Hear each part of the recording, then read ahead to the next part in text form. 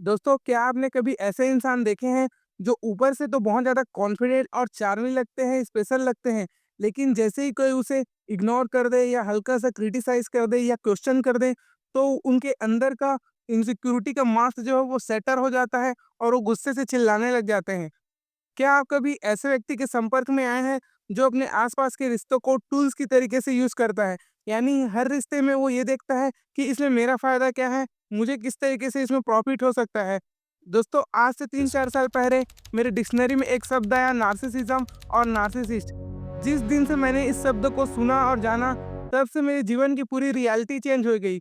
जिन बातों को मैं सच समझा करता था, जिन रिश्तों को मैं लव, केयर और रिस्पेक्ट दिया करता था और मुझे लगता था कि वो भी मुझे कर रहे हैं, वो अचानक से मुझे लगने लगा कि ये तो झूठ के मुखौटे हैं। जब मुझे इन सब के बारे में पता चला और जब मैं उनके मास्क के परे देखना शुरू किया, तब मुझे बहुत ज़्यादा हर्ट हुआ। दोस्तों, आज से हम नार्सिसिस्ट के डिफरेंट टाइप्स को एक-एक करके समझेंगे। आज का ये वीडियो नार्सिसिस्ट के टाइप्स का एक इंट्रोडक्टरी वीडियो है, जिसमें हम नार्सिसिज्म के डिफरेंट फेसेस को समझेंगे। दोस्तों, नार्सिसिज्म या नार्सिसिस्टिक ट्रेट्स हाँ या ना, ब्लैक एंड व्हाइट या हेड एंड टेल जैसी स्थिति नहीं है।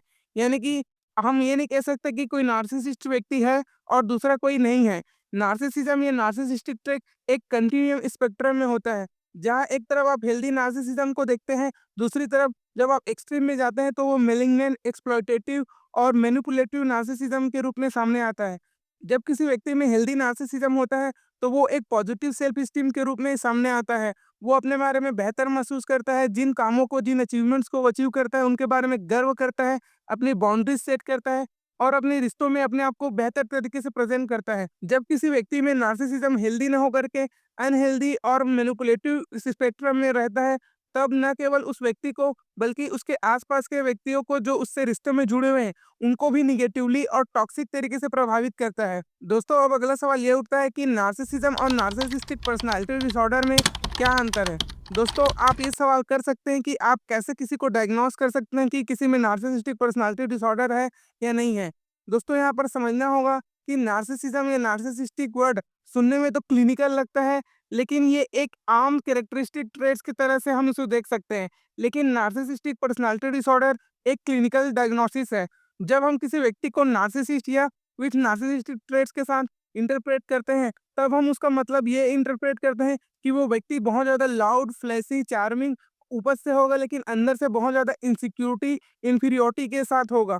दोस्तों, हम में से बहुत सारे लोग ये सोचते हैं कि नार्सिसिज्म का मतलब होता है सेल्फ लव, लेकिन एक नार्सिसिस्टिक व्यक्ति अपने आप को सेल्फ लव नहीं करता, बल्कि वो अपने आप को घृणा करता है। वो अपने आप को नापसंद करता है और उस नापसंदगी को, सेल्फ घृणा को ढकने के लिए एक नार्सिसिस्टिक व्यक्ति का सेल्फ एस्टीम बहुत ज़्यादा फ्रेजाइल और नाजुक होता है। वो लगातार अपने आस-पास के रिश्तों में अपने लिए तारीफ़ पाता है, अटेंशन सीक करता है और उनका प्रेज़ का भूखा होता है। उसके अंदर strong sense of self identity नहीं होती है। अब सवाल ये है कि नार्सिसिस्टिक पर्सनैलिटी डिसऑर्डर क्या है? दोस्तों, नार्सिसिस्टिक पर्सनैलिटी डिसऑर्डर एक डायग्नोसिस है जो कुछ सेट स्टैंडर्ड के बेस पर तैयार होती है, जो DSM-5 और ICD-10 जैसे बुक्स में मिलते हैं, जिसमें शामिल है delusional grandiosity, entitlement, sense of superiority and lack of empathy.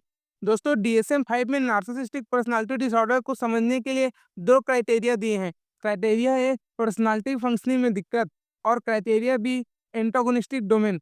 जिसमें क्राइटेरिया ए पर्सनैलिटी फंक्शनिंग में दिक्कत में आता है आइडेंटिटी, सेल्फ डायरेक्शन, एम्पैथी और इंटीमेसी। चलो इसे एक-एक करके समझते हैं। आइडेंटिटी यानी मैं कौन हूँ? व्यक्ति का खुद के प्रति आइडेंटिफिकेशन क्या है? ऐसा इंसान अपनी कीमत खुद से महसूस नहीं कर पाता।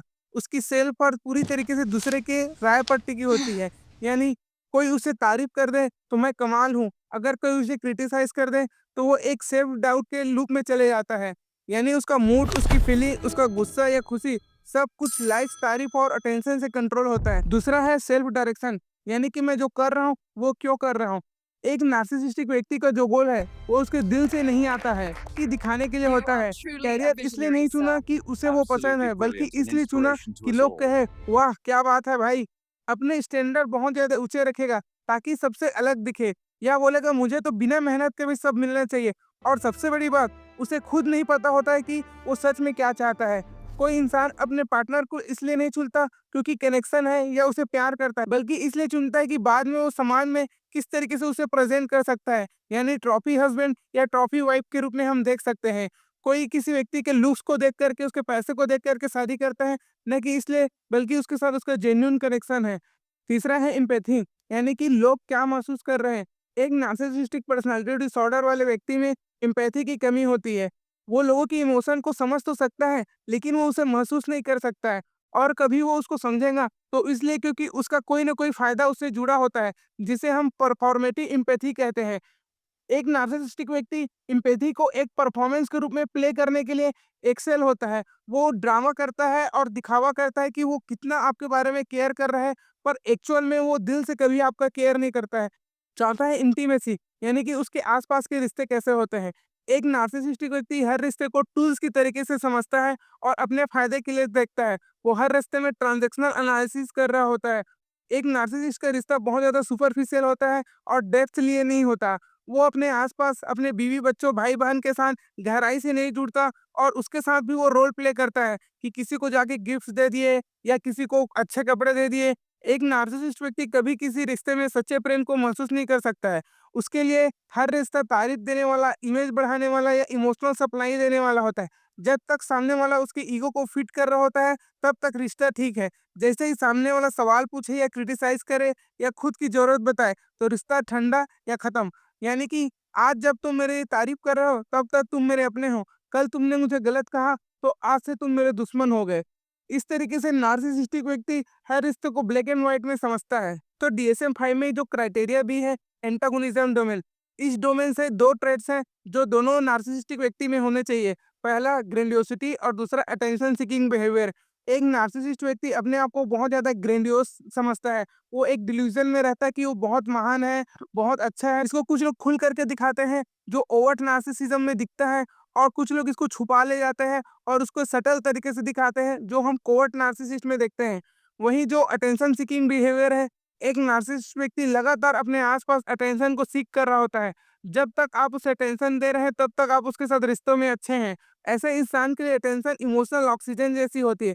सबका ध्यान चाहिए, तारीफ़ चाहिए, एडमिरेशन चाहिए, और अगर नहीं मिला, तो अंदर से खालीपन और गुस्सा। हर बात को अपनी कहानी बना देना, हर अचीवमेंट को शो बनाना, हर जगह सेंटर ऑफ अटेंशन चाहिए। असल में एनपीटी क्या है? एनपीटी का मतलब ये नहीं कि इंसान खुद से बहुत प्यार करता है। असल में ये वो इंसान होता है जो अंदर से खुद को सहन नहीं कर पाता, और उस खालीपन को भरने के लिए दूसरे की तारीफ, ध्यान और कंट्रोल का सहारा लेता है। दोस्तों, अगर ये सारे ट्रेड्स आपको अपने माता-पिता, भाई-बहन और अपने पार्टनर्स में दिखता है, तो इसका मतलब ये नहीं कि वो व्यक्ति बहुत बुरा है। इनमें से बहुत सारे ट्रेड्स तो हमको जनरेशनल एक ट्रॉमा के रूप में मिले हुए होते हैं। यानी कि ये एक बैड पेरेंटिंग का भी परिणाम होता है। बहुत बार ये सब बचपन की इमोशनल कमी, कंडीशनल लव और पुराने घावों से बनता है। कई-कई बार नार्सिसिज्म या नार्सिसिस्टिक ट्रेट्स एक लर्न्ड बिहेवियर होता है। यानी कि एक नार्सिसिस्टिक बच्चा नार्सिसिज्म को अपने माँ-बाप से सीखता है। दोस्तों, नार्सिसिस्ट की जो मेजर सब टाइप है, उसमें सबसे पहला क्लासिकल टेक्स्ट बुक नार्सिसिस्ट है, वो है ग्रैंडियोस नार्सिसिस्ट या ओवर्ट नार्सिसिस्ट। ऐसा नार्सिसिस्ट व्यक्ति बहुत ज़्यादा लाउड, फ्लैशी, चार्मिंग होता है। इसे हम आसानी से पहचान सकते हैं। खुद को सबसे बड़ा, सबसे खास समझता है, बहुत घमंडी, दिखावा करने वाला, तारीफ का भूखा, दूसरों की भावनाओं की परवाह कम करता है और सोचता है कि मैं सबसे ऊपर हूँ और नियम मेरे लिए नहीं है। वहीं दूसरा टाइप वल्नरेबल या कोवर्ट नार्सिसिस्ट में ये सारे ट्रेट्स होते हैं। वहीं ग्रैंडियोसिटी होती है, लेकिन वो इसे सटल तरीके से छुपा देता है। वो नहीं चाहता कि उसे आस-पास के लोग उसे एक बुरे पर्सन के रूप में समझे या याद करें। इसलिए वो सबके सामने एक फेक मास्क रखता है कि मैं बहुत अच्छा इंसान हूँ। कोवर्ट नार्सिसिस्टिक व्यक्ति इसी तरीके से अपने मन के इरादों को सटल साइकोलॉजिकल मैनिपुलेशन टेक्टिक से छुपा लेता है और अपने आप को महान दिखाता है। ऐसा व्यक्ति बाहर से शांत, शर्मिला या दुखी दिख सकता है, और अंदर से खुद को बहुत खास मानता है। थोड़ा-सा भी आलोचना को बहुत ज़्यादा आहत हो जाता है, खुद को विक्टिम के तरीके से दिखाता है और ऐसे प्रोजेक्ट करता है कि दुनिया उसकी कद्र नहीं करती, वो बहुत महान है, दुनिया ही बेवकूफ़ है जो उसके टैलेंट को रिस्पेक्ट नहीं कर पा रही है, और इस तरीके से अपने आप को दिखाता है। तीसरा है मैलिग्नेंट नार्सिसिस्ट। ऐसा नार्सिसिस्ट व्यक्ति बहुत ज़्यादा कनिंग, मैनिपुलेटिव, एक्सप्लॉइटेटिव होता है। ये नार्सिसिज्म या नार्सिसिस्टिक व्यक्ति का सबसे टॉक्सिक और सबसे खतरनाक वर्ज़न है। ये लोगों को अपने फ़ायदे के लिए पूरी तरीके से कंट्रोल करता है।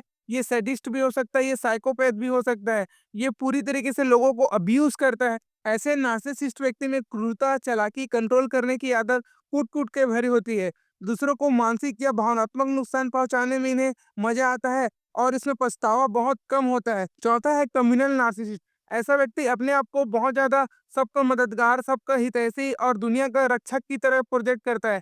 ऐसा व्यक्ति लोगों को कंबल बाँट सकता है और उसका फ़ोटो खींच ले और लोगों को ऐसे प्रिटेंड करेगा कि मैं सबका भलाई करता हूँ, मैं दानी हूँ और मैं समाज सेवा हूँ, जबकि उसका खुद का हालत बहुत खराब होगा। वो प्रिटेंड करेगा क्योंकि लोगों को समाज सेवा करने, उसको फ़ोटो अपलोड करने से प्रेज़ मिल जाता है। लेकिन जब उस चीज़ को एक्चुअल में अपने रिलेशन में परकोलेट करना हो, तो उसमें हार्ड वर्क लगता है और वो नार्सिसिस्ट व्यक्ति उसे करना नहीं चाहता। वो समाज में अपना एक छवि प्रोजेक्ट करता है, जिससे उसे नार्सिसिस्टिक सप्लाई, अटेंशन, वैलिडेशन के माध्यम से मिलती रहती है। 5वां टाइप है सेरेब्रल नार्सिसिस्ट व्यक्ति। ऐसा व्यक्ति खुद के टैलेंट को लेकर के, अपने ज्ञान, इंटेलिजेंस को लेकर के बहुत ज़्यादा घमंड करता है और उसी को लेकर के दूसरे को नीचा दिखाता है कि तुम तो मेरे जैसे नहीं हो, तुम तो मेरे लेवल पे आ ही नहीं सकते, तुम्हारी तो औकात ही नहीं है। इस तरीके से लोगों को नीचा दिखाता है कि मैं कितना इंटेलिजेंट हूँ और कितना महान हूँ। छठवां टाइप है सोमैटिक नार्सिसिस्टिक व्यक्ति, यानी कि ऐसा नार्सिसिस्टिक व्यक्ति जिसे अपने बॉडी लुक्स और अपने काइनेटिक्स को लेकर के बहुत ज़्यादा घमंड होता है या उसी पर ही वो पूरा रिलाई करता है। उसके पास और कोई टैलेंट नहीं होता और वो सिर्फ़ अपने शरीर की कमाई खाता है, चाहे वो चमड़ी की खूबसूरती हो या वो उसके बॉडी का डिज़ाइन हो। तो दोस्तों आज के वीडियो बस यहीं तक था। आज की वीडियो में हमने नार्सिसिज़्म, नार्सिसिस्टिक पर्सनैलिटी डिसऑर्डर और उसके डिफरेंट टाइप्स को एक इंट्रोडक्शन के रूप में समझा। ये एक डिटेल वीडियो नहीं है, हम आगे की वीडियो में एक-एक टाइप्स को डिटेल से समझेंगे, उसकी न्यूएंसेस को समझेंगे कि किस तरीके से एक ओवर्ट नार्सिसिस्ट रिश्तों को मैनिपुलेट करता है और किस तरीके से एक कोवर्ट नार्सिसिस्टिक व्यक्ति रिश्तों को मैनिपुलेट करता है। दोस्तों ओवर्ट नार्सिसिस्टिक बिहेवियर और कोवर्ट नार्सिसिस्टिक बिहेवियर रिश्तों में अलग-अलग तरीके से आपको इम्पैक्ट करता है, लेकिन इन दोनों में आप पूरी तरीके से पागल हो जाते हैं। ये आपके लिए एक टॉक्सिक बिहेवियरल पैटर्न है। दोस्तों जल्द मिलेंगे अगले वीडियो में, तब तक के लिए बाय-बाय। धन्य